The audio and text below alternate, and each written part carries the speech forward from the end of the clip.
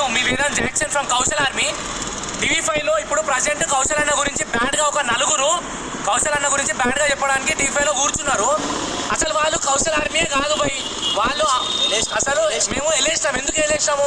కౌశల్ ఆర్మీలో అమ్మాయిలని గలీజ్గా మాట్లాడినందుకు మేము కౌశల్ ఆర్మీ నుంచి వాళ్ళని బయటకు పంపించేస్తాం.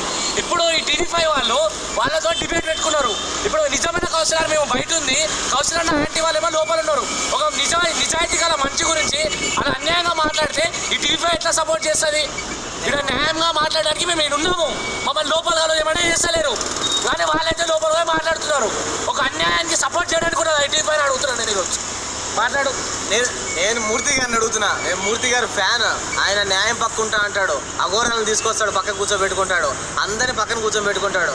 ఈరోజు మేము మాట్లాడడానికి వస్తే మమ్మల్ని మాత్రం బయట ఏమంటారంట, మీరు 1K వాక్ చేయొద్దు అని కౌశల్ అన్న చెప్తున్నారంట. అరే మీరెవరు పోయి మీరెవరు అని చెప్పడానికి మాకు అంటున్నాను. నేను ఈ రోజు ఒకటే చెప్తున్నా, నేను కౌశల్ ఆర్మీ తీసేయండి అంటే కౌశల్ ఆర్మీ వల్ల 10 మందికి ఏమైనా జరుగుతుందా? 10 మందికి మంచిగా జరుగుతుంది. అరే నేను ఒకటే మాట చెప్తున్నా, వాళ్ళు ఫౌండేషన్స్ గురించి దాని గురించి దీని గురించి ఉన్న లేని మాటలు అన్యాయంగా చెప్తున్నారు.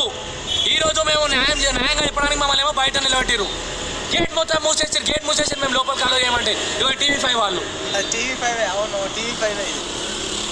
ఇదా జరిగేది?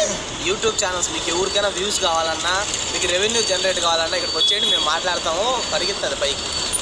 ఇదైతే మేము దీనికి మాత్రం మేము సపోర్ట్ కాదు. అసలు ఇంత అన్యాయం జరుగుతుంది. మేము కౌశల్ అన్న కోసం ఇక్కడ కూర్చున్నాము.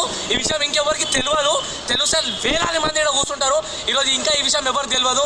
దీని గురించి దయచేసి చెప్తున్నా, టీవీ5లో జరిగిన ఏదైతే ఈరోజు డిబేట్ ఉందో ప్రతిదీ అబద్ధమే, ఏది నిజం కాదు.